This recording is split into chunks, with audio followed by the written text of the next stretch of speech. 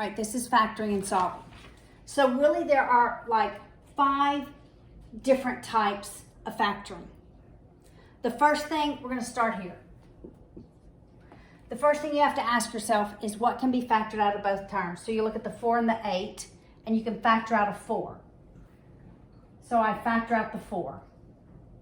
Then I look at my variables, and I choose the variable with the smallest exponent, and I can factor out an x. And then I ask myself, what am I left with? What do I multiply 4x by to get to 4x squared? And I multiply by x. What do I multiply 4x by to get to negative 8x? And it's just negative 2. All right, so we're going to factor and solve. All right. Now, I have 2 factors. I set each of them equal to 0, and I solve for x. Well, in this case, x is going to be equal to 0, because 0 divided by 4 is 0. Then I have x minus 2 equals 0. I add the 2 on both sides, and I have x equals 2. All right, so this is a case where there's something I can factor out of both terms. I end up with one term and a binomial. All right, in this next one, I always begin with asking myself, is there something I can factor out of every term? And I can't. This is a constant term. This has x in it, no constant. All right, remembering my a, my b, and my c. So the a value is 1, the b value is negative 6, the c value is negative 16. So I look for factors of my c value such that I add them and I get negative 6. All right, so I know that's going to be 8 and 2, but I have to then decide 8 times 2, I need it to be negative and added to be negative, so my 8 is going to be negative. So my factors are going to be x minus 8 and x plus 2. Again, if I'm solving for it, so I can factor it, but I can also solve, I just set each term equal to 0 and solve for the x value. I add my 8, here x equals 8. I subtract my 2 on both sides, x is negative 2.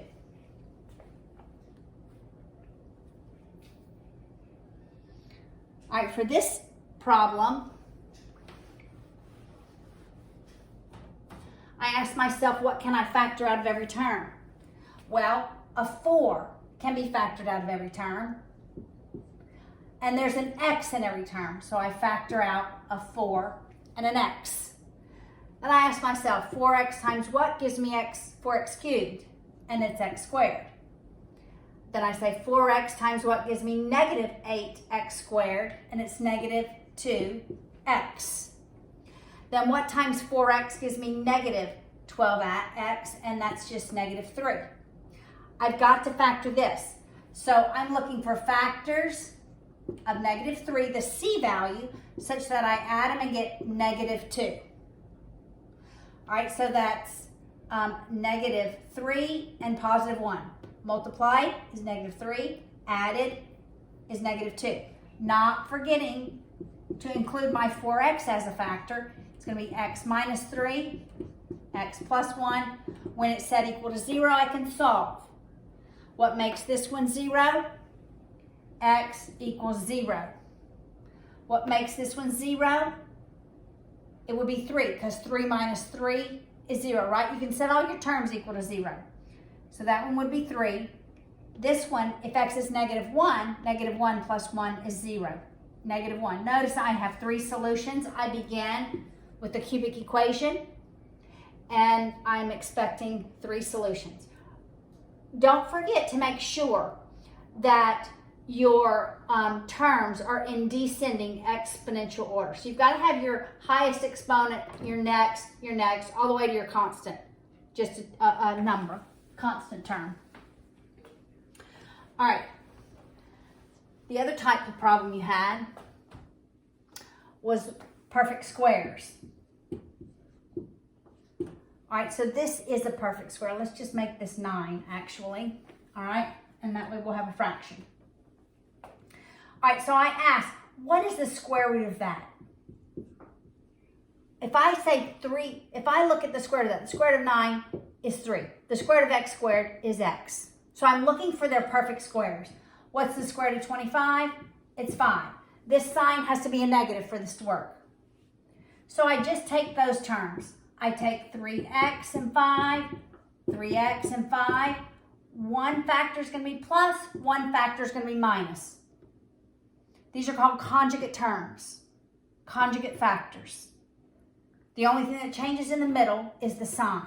This only works when this first term is a perfect square of some value and this second term is a perfect square of some value and the sign in the middle is negative.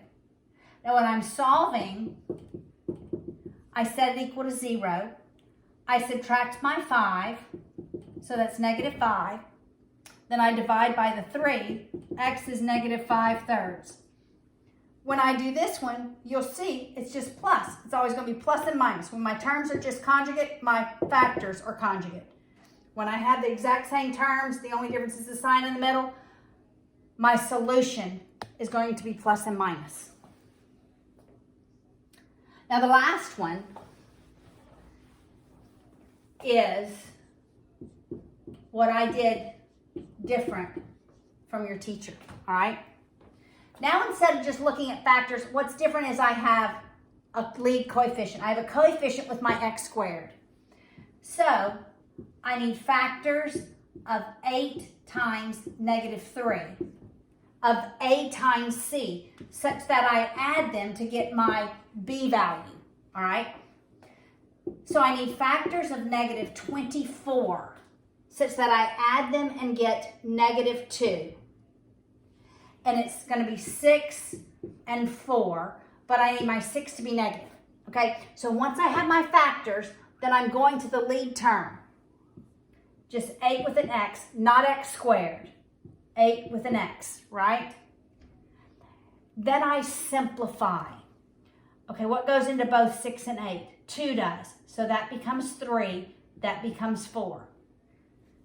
In this one, 4 goes into both of them. This becomes 1, that becomes 2. All right, here's my factors. 4x minus 3 times 2x plus 1. All right? Look, I can go back and multiply my first ones and my last ones, see if I get my first and my last term. 4x times 2x, 8x squared, negative 3 times positive 1, positive 3. When I'm solving for it, I set them each equal to 0. I add my 3 on both sides. I divide by 4.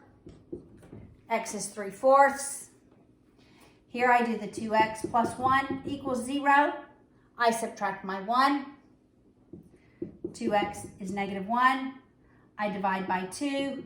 X is negative 1/2. Those are my solutions.